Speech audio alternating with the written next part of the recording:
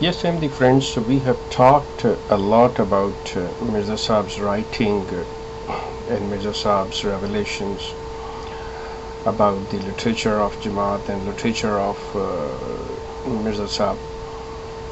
Let's we look this prophethood or Mirza Saab's personality or his teachings another angle. The thing is, what he made a difference to this world with his claim. Did he create any kind of a society which is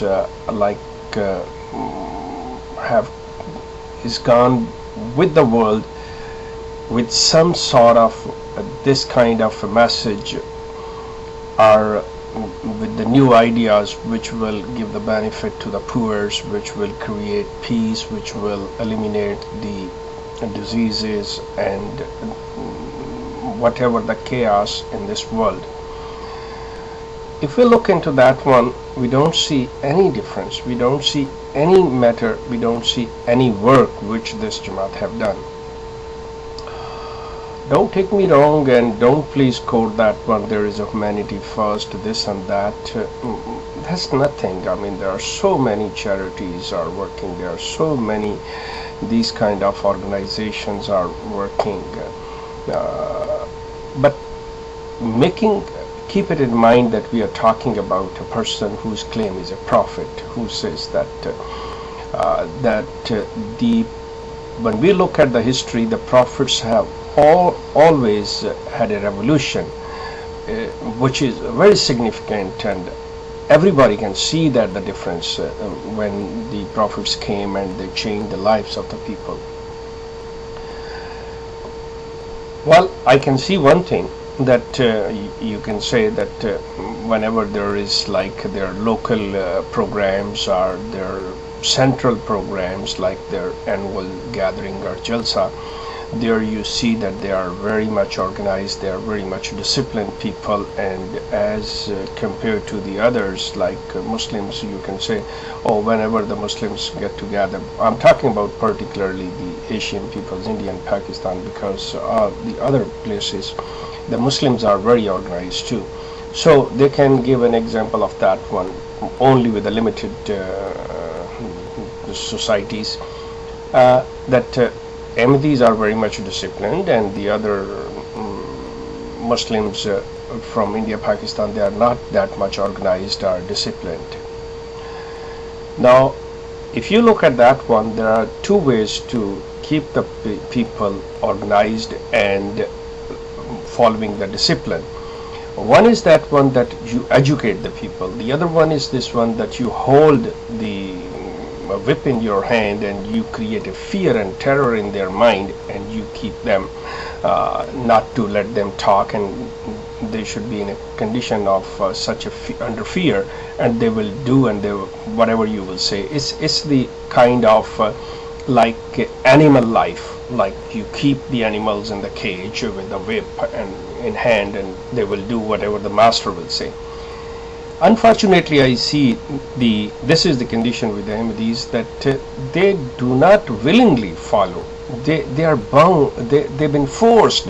They've been brainwashed. They've been like having a fear of that one. That if we will not do, that our master will be angry and we will be punished. If I will do by my own anything, like for example, giving you this one, that any youth will be involved in any personal affairs, or he would like to express his personal likeness to the parents, the poor guy and the girl cannot like fulfill their desires, but they will have a fear.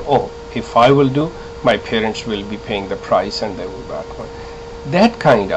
That thing is making them, and the people can see that, disciplined, but inside they are very fearful, they are very scared. On the other hand, if you educate the people, if you will tell them how to obey the law, how to obey the rules like this one, then they do the willingly, and you can see the smile on their face, then you can see the freshness on their face. Doesn't matter where you live, doesn't matter what kind of society you have a prophet or not. Even the thing is, this thing starts from the schools, from the colleges, from the very beginning, like from the nursery and from the primary schools. They teach that one, that you have to obey the law, that you have to follow the discipline, and they do.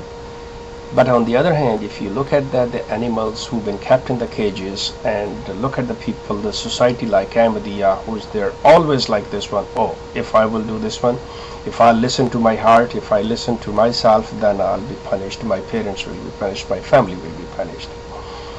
So the organization wise, if you see the discipline into that one, there is the reason, there is the way why they are so much disciplined, why they are so much organized. But my question is this one, that leaving aside Mirza Sahib's teaching, as I said, the writings and all these things, what this society have created, what society have made a difference in this world.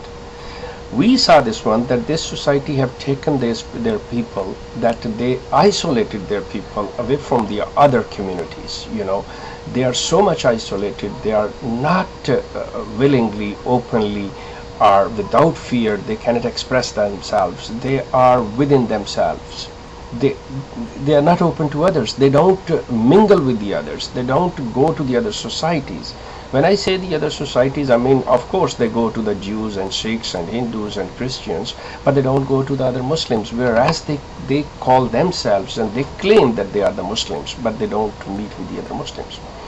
Now, if we look into that one, that what the other society have the bad deeds and what this society have the good deeds, unfortunately, when I look at the letter of or the admittance of present the leader of the Jamaat Ahmadiyya, Mr. Masroor Ahmad, he admits that in his community, in the Ahmadiyya community, they are the gamblers, they are the drinkers, they are the violent people, they are the one who are the rapists, they are the one who are the thieves, they are the one the cheaters, the fraud, you name it.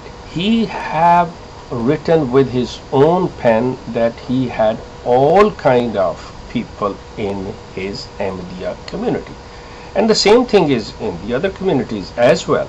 So the thing is this one, having this a representative of so-called, according to them, claiming that the representative appointed by the God, they have that one, and this is the blessing. Having that that kind of a leadership, but the same thing, same kind of a people, the people who have no leadership according to him, and no spiritual that good life, the other societies, they are also the same.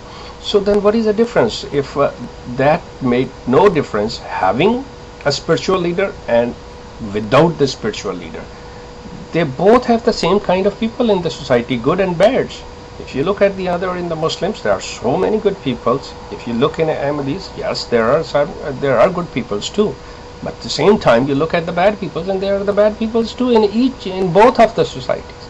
So the thing is this one, why? What is the difference? Why this society is propagating, why this society is creating, dividing the Islam into two parts, into two pieces? No, this is not the right Islam. Oh, we are the true Islam, and they are saying the Ahmadis are kafir, Ahmadis are not Muslims, they are non-Muslim. Why this hate? Why is that one?